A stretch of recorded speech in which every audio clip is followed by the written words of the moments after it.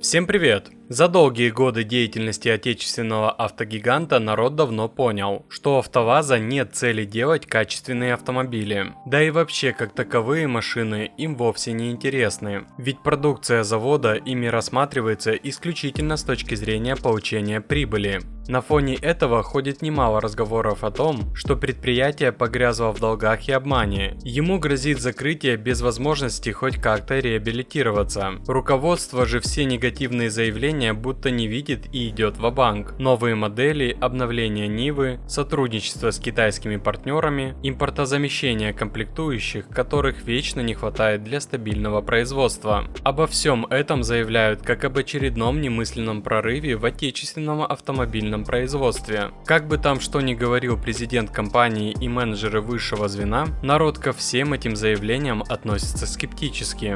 Верить в этом случае можно только реальным результатам, которые показывает АвтоВАЗ, а не пустым разговорам руководства. И пока наибольшее количество внимания приковано к новому семейству автомобилей ВАЗ-Искра. От этого проекта уж слишком много ожиданий, ведь это одновременно замена старого модельного ряда бюджетника в лице Гранты, переход предприятия на производство более современных и технологичных автомобилей, новый подход к качеству продукции, открытие горизонтов для последующих проектов компании. На фоне этого создается ощущение, что эта машина не должна, а просто обязана вытащить за уши весь АвтоВАЗ. Доля правды в этой мысли есть. Место старых и давно просящихся на пенсию моделей наконец-то займут более современные автомобили. Ведь все эти гранты, по сути дела не имеющие сильных отличий от девяток конца прошлого столетия, фактически интересны только из-за их низкой цены. Дела и вправду будто идут в гору. На Весте скоро появится вариатор, пускай и китайский. Позже он перекочует и на Искру, которая пока что будет оснащаться старенькой технической начинкой. К тому же более сложный в плане начинки и электронных компонентов автомобиль Lada Искра требует совершенно иного, более высококвалифицированного подхода к его созданию. Не забываем, что новая платформа, на которой сделаны Lada Искра, это реношный набор правил по созданию автомобиля семьи FBLS.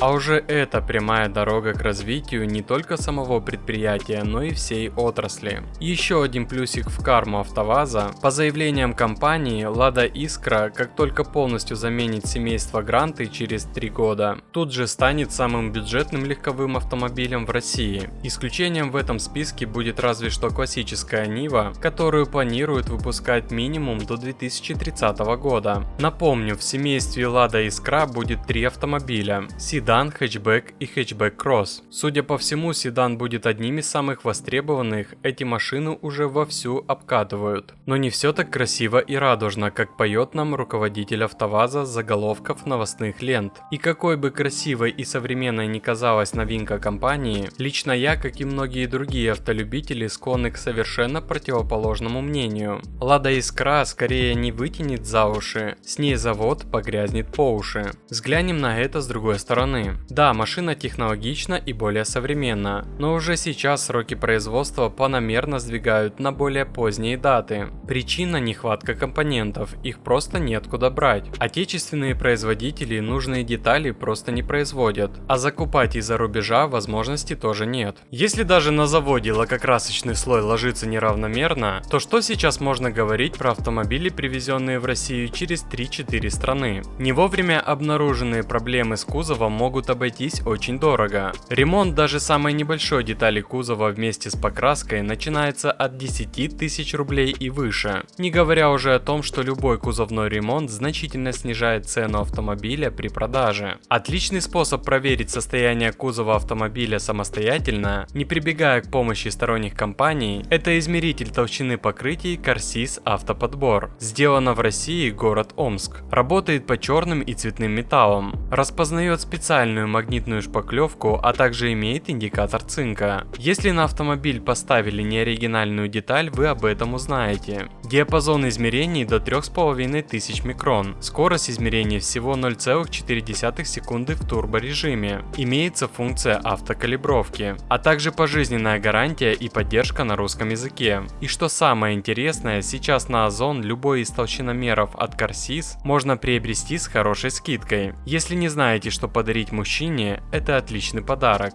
Еще один подводный камень – цена новой Лады Искры не 420 тысяч рублей. Руководство заявляло о доступной цене где-то между стоимостью Гранты и Весты. Но все мы прекрасно понимаем, что уже сейчас Веста пробила потолок в 2 с лишним миллиона рублей. И под вышесказанное можно прописать абсолютно любую цену. От 1,5 миллиона рублей и вплоть до 2,5. Уверен, через годик как раз топовая Веста приблизится к данному значению. Особенно когда на ней появится вариатор от китайской компании. И все мы прекрасно понимаем, что это очередной шаг к провалу. Сейчас как никогда раньше ни в коем случае нельзя трогать обе бюджетки от ВАЗа. Классическую Ниву и самую простую базовую Гранту. На них сейчас держатся все продажи. И убрать эти машины равносильно зарубить на корню все свои амбиции и возможности. Да, выбора не будет, будут брать эту Искру. Но явно не в тех количествах и не с тем же ажиотажем,